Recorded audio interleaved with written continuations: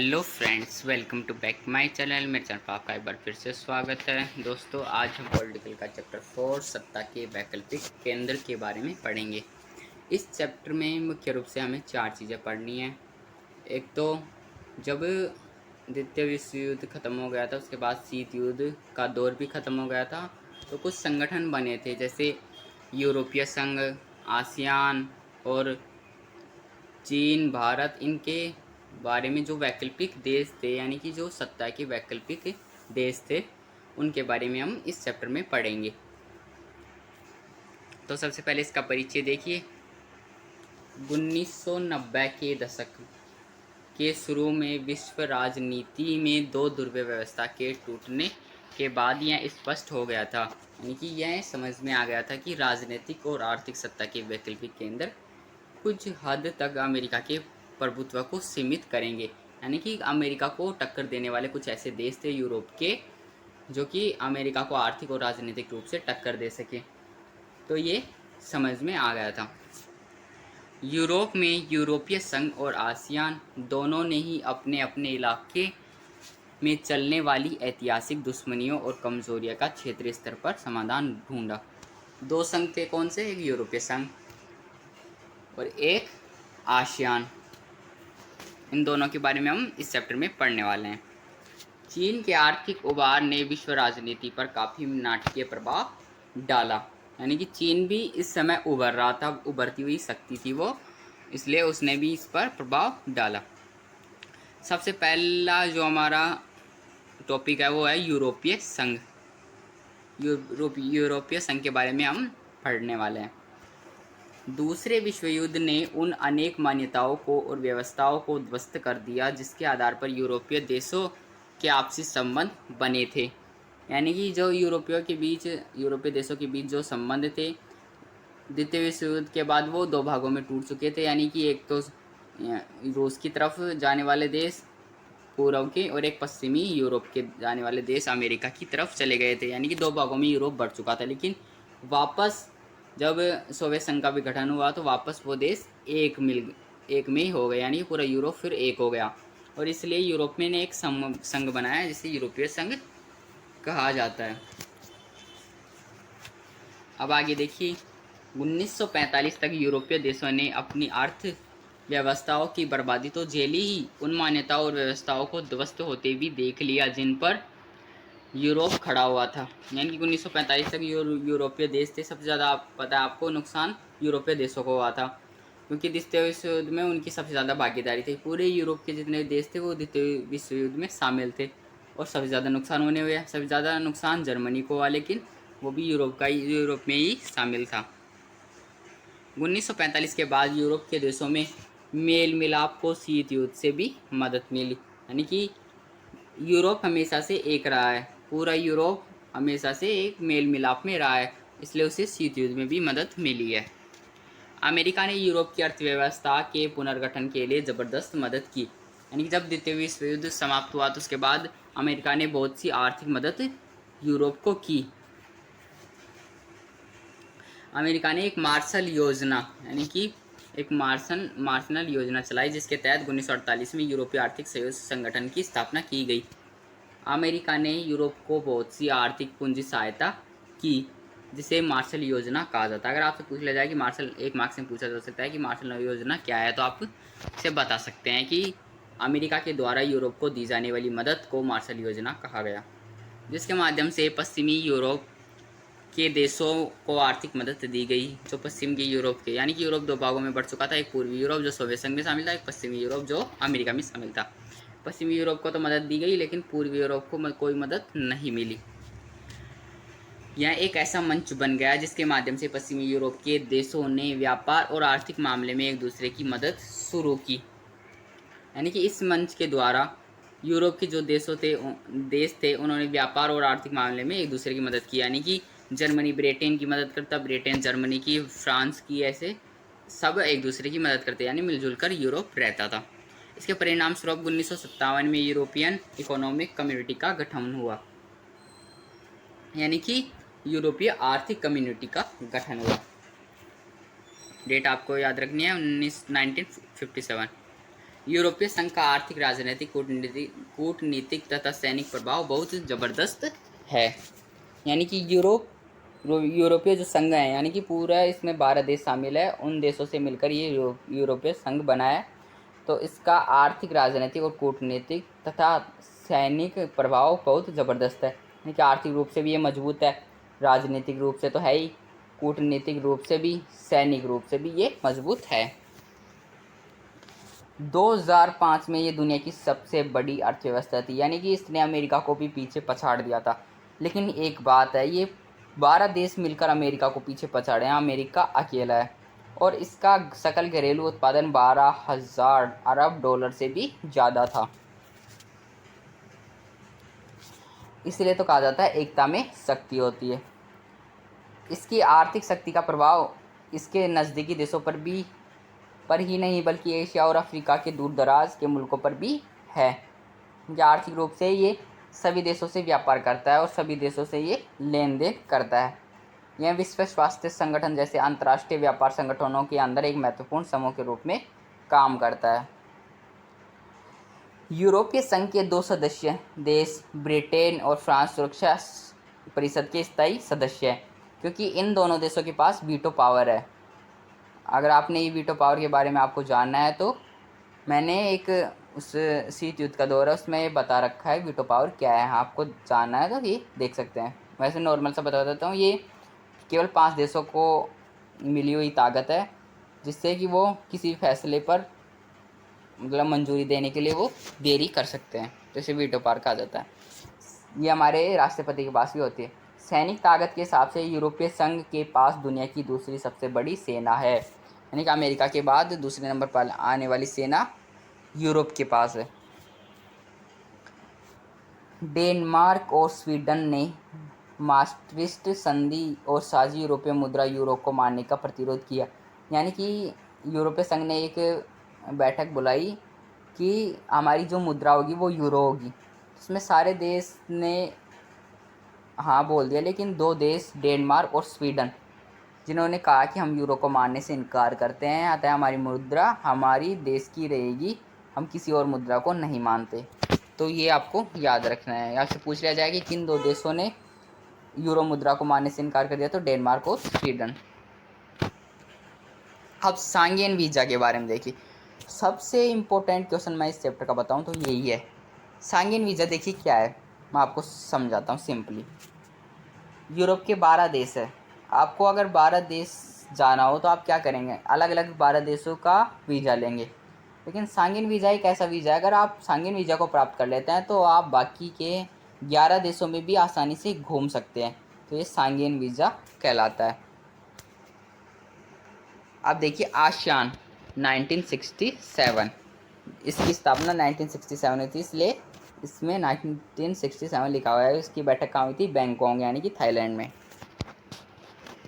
ASEAN दक्षिण पूर्व एशियाई देशों का एक संगठन है जो 1967 में बनकर तैयार हुआ था। द्वितीय विश्व युद्ध समाप्त होने पर इसे राष्ट्र निर्माण, आर्थिक पिछड़ेपन और गरीबी जैसी समस्याओं का सामना करना पड़ा था। 1967 में इस क्षेत्र के 5 देशों ने बैंकॉक घोषणा पर हस्ताक्षर करके आसियान की स्थापना की। इसमें शुरुआत में तो 5 देश शामिल थे, लेकिन वर्तमान में आपको बताना है कि आसियान में कितने देश शामिल है। आसियान का मुख्य उद्देश्य आर्थिक विकास को तेज करना था। यानी कि हर देश तो चाहता है कि उसका आर्थिक विकास तेज हो, लेकिन आसियान मुख्य रूप से ये चाहता था कि वो इकोनॉमी में सबसे आगे जाए। अनौपचारिक, टकराव रहित और सहयोगात्मक मेल मिलाप का उदाहरण पेश करके काफ़ी यश कमाया है और इसे ही आसियान शैली कहा गया है।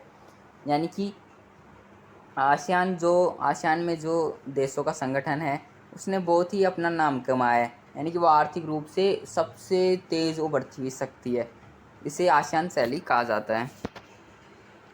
आसियान के 3 स्तंभ है, इसे आप याद करके रखना। आसियान सुरक्षा समुदाय, यानी कि आसियान में सुरक्षा की भी जिम्मेदारी है, वहाँ की सुरक्षा सेना बहुत ही अच्छी है। आसियान आर्थिक समुदाय, आसियान सामाजिक सांस्कृतिक समुदाय, यानी कि वहाँ की संस्कृति भी अच्छी है और समाज भी वहाँ का अच्छा है, तो इसे 3 स्तंभ कहा जाता है।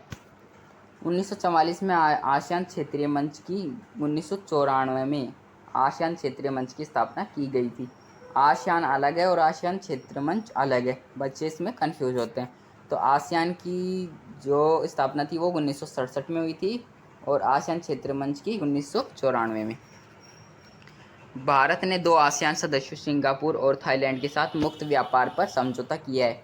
यानी कि भारत भी 2 देशों के साथ व्यापार करता है, जो भी आसियान के सदस्य हैं, एक तो सिंगापुर, एक थाईलैंड। और थाईलैंड आसियान का मुख्य देश है। चीनी अर्थव्यवस्था का उत्थान, यानी कि उसका उठना उभरना। चीनी अर्थव्यवस्था एकदम से कैसे उभरी ये इसमें देखेंगे। 1978 के बाद से जारी चीन की आर्थिक सफलता को एक महाशक्ति के रूप में इसके उभरने के साथ जोड़कर देखा जाता है। यानी कि 1978 से चीनी अर्थव्यवस्था उभरना स्टार्ट हुई थी, जब इसने समाजवादी देशों को पीछे छोड़कर पूंजीवादी देशों से मित्रता की। यानी कि अमेरिका से चीन ने मित्रता की और इसके बाद से ये काफ़ी आगे जा चुका है। 2040 तक वह दुनिया की सबसे बड़ी आर्थिक शक्ति अमेरिका से भी आगे निकल जाएगी। ये माना जाता है कि अगर चीन ऐसे ही विकास करता रहा तो 2040 तक वो दुनिया की सबसे बड़ी शक्ति बन जाएगा। आर्थिक रूप से पिछड़े समाजवादी चीन ने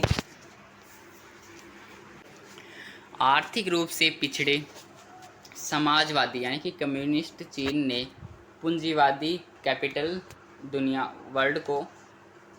वर्ल्ड से अपने रिश्ते तोड़ लिए। यानी कि समाजवादी चीन ने पूंजीवादी देशों से अपने रिश्ते तोड़ लिए।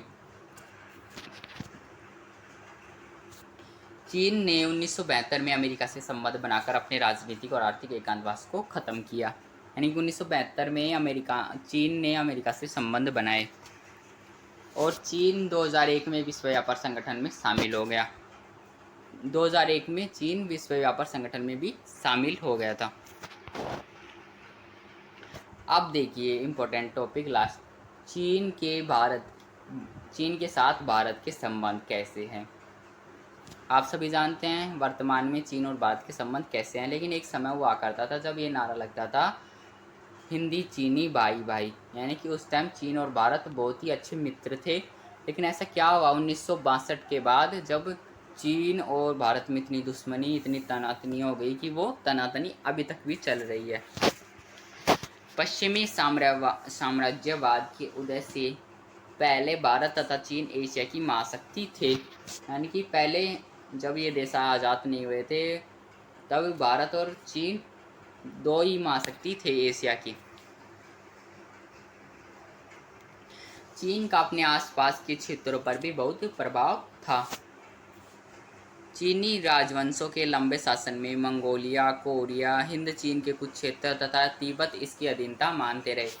यानी चीन ने इन पर सब पे राज किया। कोरिया, हिंद चीन के कुछ क्षेत्र और मंगोलिया, इन देशों पर चीन ने राज किया और ये इनकी बातें भी मानते रहे। कुछ वक्त के लिए हिंदी चीनी भाई भाई का नारा भी बहुत लोकप्रिय हुआ। आप जानते हैं कि पहले जब जवाहरलाल नेहरू ने ये चीन को ये कहा था कि हम सबसे अच्छे मित्र हैं, तो ये नारा लगा था उस टाइम पे हिंदी चीनी भाई भाई का नारा। 1950 में चीन द्वारा तिब्बत को, अब आपको ये बताना है कि ये हिंदी चीनी भाई भाई का नारा कब लगा था। 1950 में चीन द्वारा तिब्बत को हड़पने एवं भारत चीन सीमा बस्तियां बनाने के फैसले से दोनों देशों के बीच रिश्ते खराब हो गए। यानी कि जब चीन और भारत के रिश्ते थे तो चीन धीरे धीरे भारत के जो कुछ क्षेत्र है, लद्दाख के कुछ क्षेत्र और अरुणाचल प्रदेश के क्षेत्र, अभी भी आप देखते हैं कि चीन उनको हड़पने के लिए तैयार है। तो चीन ऐसा ही कुछ करता था। और एक दलाईनामा जिसको शरण भारत ने दे दी थी, यानी कि उसको वो भाग कर आया था, तो चीन उसके साथ दुश्मनी कर रहा था, तो भारत ने उसे छिपा लिया, अपने यहाँ पर शरण दे दी। तो चीन इससे बहुत नाराज हुआ और युद्ध करने के लिए तैयार हो गया। शीत युद्ध के अंत के बाद से भारत चीन रिश्तों में उल्लेखनीय परिवर्तन हुआ है। शीत युद्ध के बाद हमारे रिश्तों में काफ़ी परिवर्तन आया है। दिसंबर 1988 में राजीव गांधी द्वारा चीन का दौरा से भारत चीन रिश्तों को सुधारने के प्रयासों को बढ़ाया है। यानी कि राजीव गांधी ने 1988 में दौरा किया चीन का और उससे भारत और चीन के रिश्तों में कुछ सुधार आया है। चीन और भारत के बीच 1992 में 33 करोड़ 80 लाख डॉलर का द्विपक्षीय व्यापार हुआ था। देखिए 33 करोड़ 80 लाख डॉलर का व्यापार हुआ था और अभी तक भी है चीन के साथ हमारा व्यापार होता था। लेकिन पिछले साल ही मोदी जी ने घोषणा कर दी थी कि चीन के साथ हमें व्यापार तोड़ना है, क्योंकि वो बहुत ही उभर रहा है और वो हमारे लिए ही नुकसानदायक है। 1988 में भारत ने परमाणु हथियार परीक्षण किए और उस समय कुछ लोगों ने चीन से खतरे को देखते हुए इसे उचित ठहराया था। 1998 में भारत ने परमाणु हथियार परीक्षण किए और उस समय कुछ लोगों ने चीन से खतरे को देखते हुए इसे उचित ठहराया था। भारत ने परमाणु हथियार का परीक्षण किया 1900 और चीन ये कह रहा था कि ये हम पर आक्रमण करने के लिए किया गया था और कुछ लोगों ने कहा कि हमें चीन का खतरा देखते हुए इसे सही मानना था। कि चीन ने विश्व व्यापार संगठन जैसे अंतर्राष्ट्रीय आर्थिक संगठनों के संबंध में एक समान नीतियाँ अपनाई थी। विश्व व्यापार संगठन जैसे कुछ अंतर्राष्ट्रीय आर्थिक संगठन हैं उनके संबंध में चीन ने एक जैसी आर्थिक नीतियाँ अपनाई, यानी कि उनके साथ एक जैसा व्यापार करने का साझेदार हुआ। ये पॉइंट दोबारा समझ लिए, लगता है आपको समझ में नहीं आया। 1998 में चीन ने परमाणु हथियार परीक्षण किए और उस समय भारत ने परमाणु हथियार परीक्षण किए और उस समय कुछ लोगों ने चीन से खतरे को देखते हुए इसे उचित ठहराया था। यानी कि भारत ने परमाणु हथियार परीक्षण किया था 1998 में और इस समय चीन के खतरे को देखते हुए कुछ लोगों ने कहा था कि ये परमाणु हथियार परीक्षण बिल्कुल सही था और हमें चीन पर हमला भी बोल देना चाहिए था। कुछ लोगों ने तो यहाँ तक कहा था, लेकिन ऐसा नहीं हुआ था उस टाइम पे। तो इसमें ये बताया गया है। ये चैप्टर आपका यहीं पे समाप्त होता है। वीडियो देखने के लिए थैंक यू, धन्यवाद, बाय।